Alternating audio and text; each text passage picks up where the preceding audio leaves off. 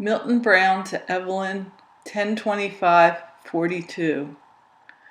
Private Milton S. Brown, Company G 167th Infantry, APO 31, Camp Shelby, Mississippi.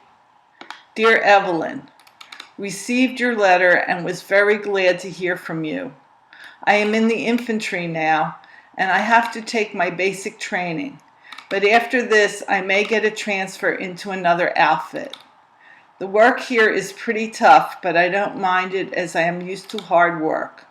Glad to hear that Phil is in the Air Corps and that he is not so far from home. As soon as I get a chance, I will drop him a line.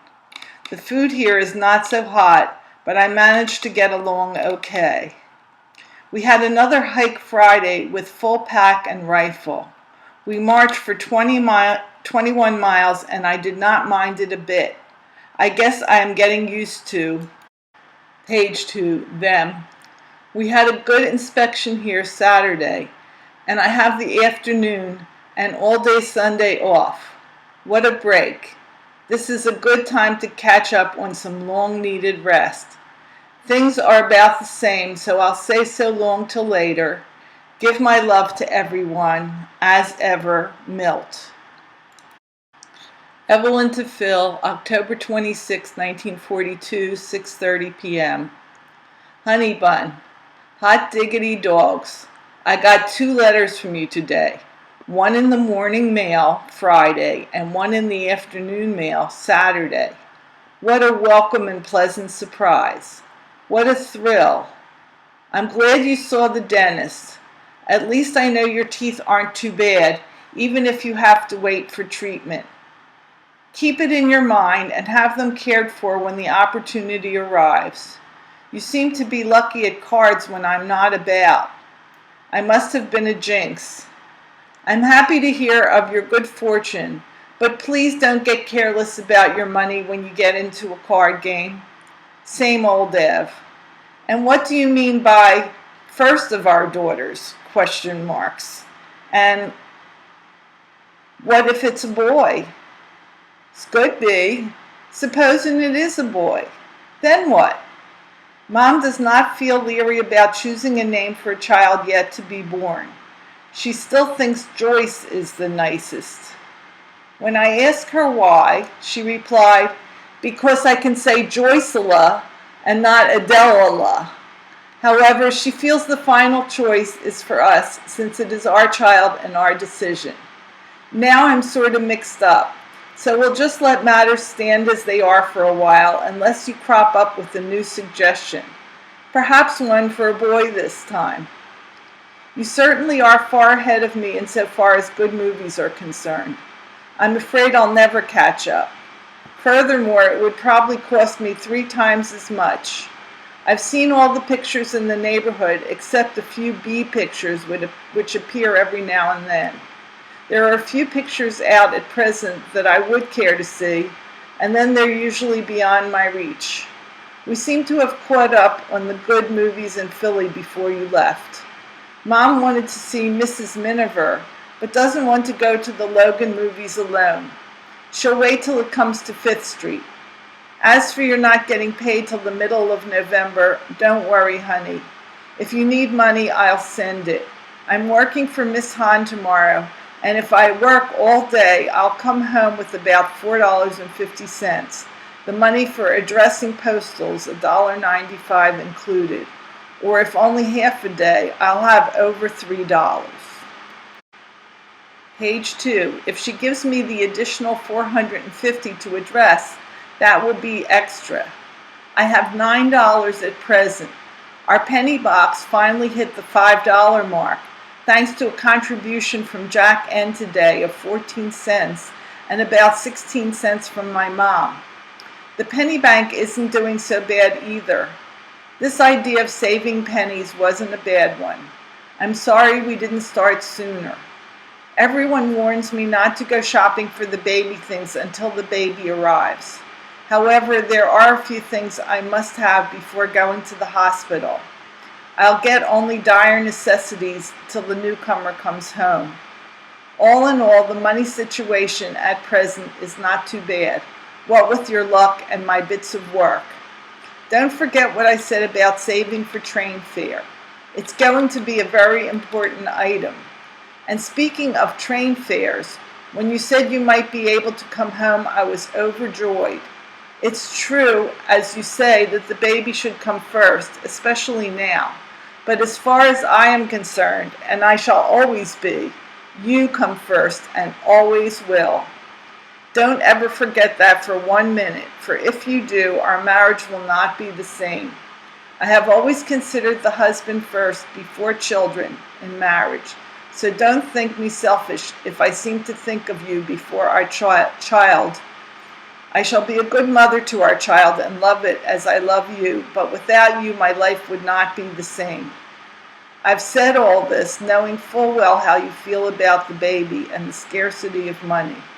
But if you knew what it means to me to see you, you'd fly out here on a minute's notice. I feel this way. If you had been nearby, you would have been home 3 times already, which would cost approximately $10. But the point is this. Do you think you will get or be able to get another weekend leave in the near future, possibly Thanksgiving? You also said once that you weren't able to travel further than 250 miles on a 3-day pass. If that is the case, how do you intend to come home? Couldn't you possibly leave later on Sunday if you should come in? Couldn't you catch a bus to the airbase on Monday morning? As for the $10, if you could come home at least once a month, it would be worth it. Another problem arises. How would I get additional monies to you in time to come home this weekend if you feel that you should? Perhaps you should call me, if it's not too expensive, on say Thursday night, and I could telegraph the money. Page 3. I'll leave the entire decision up to you. If you feel you should or would rather save the money and wait until we could spend a few days together, then wait. If we've waited this long, I guess we can wait a little longer. If you could get a 5-day furlough for Thanksgiving and then get about a 10-day furlough on Christmas when I give birth, I would rather save the money. If you feel doubtful about all this and the prospect of getting another weekend pass for some time to come, then come home by all means. I want to see you more than words could express. I love you so dearly, my angel, I could eat you. I read the Fromers both your letters, and they were flattered to pieces. You certainly have a way with the women. Such flattery, my, and how they love it. Jack N. came home early tonight for a change. He's availing of the time to write to you, and you will probably get it about the same time you get this. I'm glad you reminded everyone to write. Some people are so neglectful, and a little encouragement doesn't hurt. I hope they pay heed. I've got to show the letter to my family yet. I've been crocheting like mad, and my eyes are starting to bother me, so I've decided to take it easy for a while. I've finished 16 large snow-white circles, and they are simply lovely. You'll love them. Maybe I'll get to make that tablecloth after all. If I don't, we'll still have a lovely set of scarves for the dining room. It poured like blazes all day and was generally miserable. I washed my hair and relaxed most of the day, preparing myself for tomorrow. I shall be glad to type my letters, sweetheart. I can get my thoughts on paper quickly that way, and consequently they are more interesting. I've just received news that there is going to be a blackout tonight, or at any moment, so I'm rushing like mad to finish this and mail it. Good night, darling, and don't mind the hurry.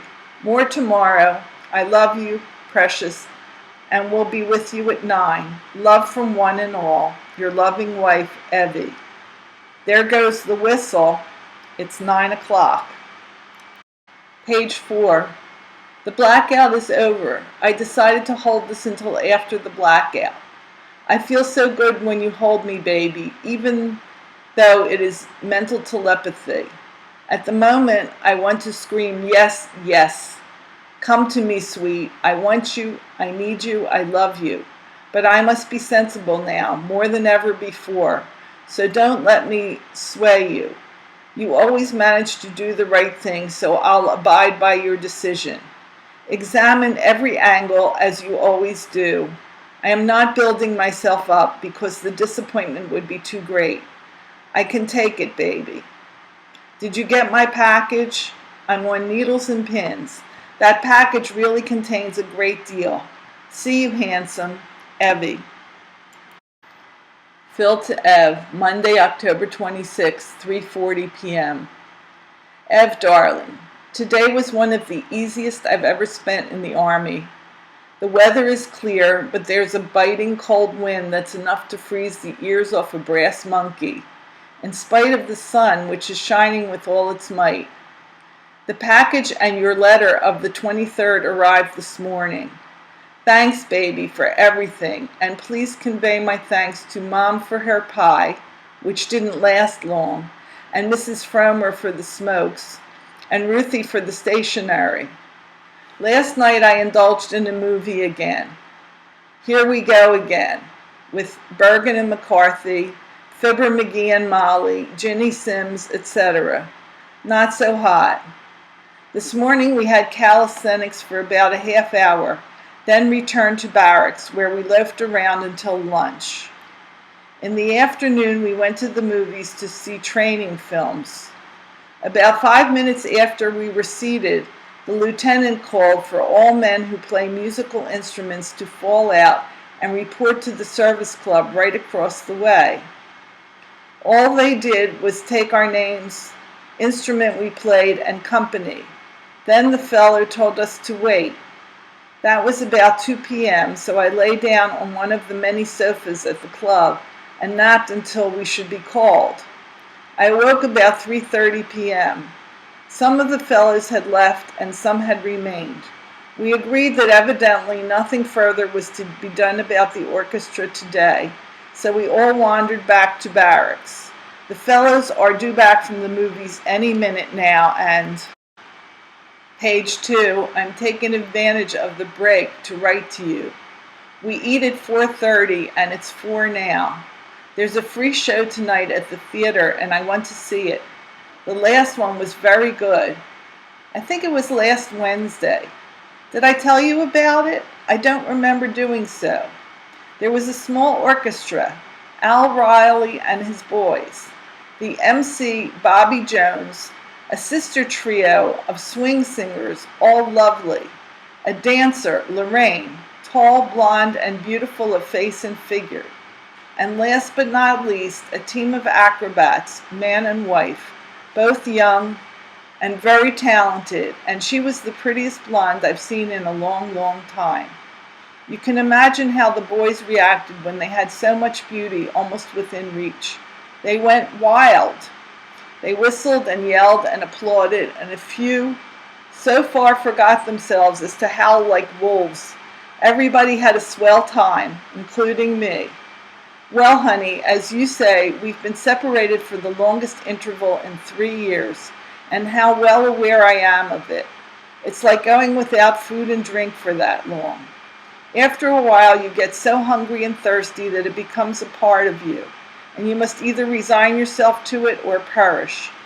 Ev, baby, I want so much to be with you. I'm hoping against hope that somehow, some way, I'll be able to get to you soon. In the meantime, sweet, be brave, keep well, and keep me going with your precious letters. My love to all my dear ones. Till tomorrow, Chippy, I am your adoring husband, Phil. P.S. The boys are still contributing.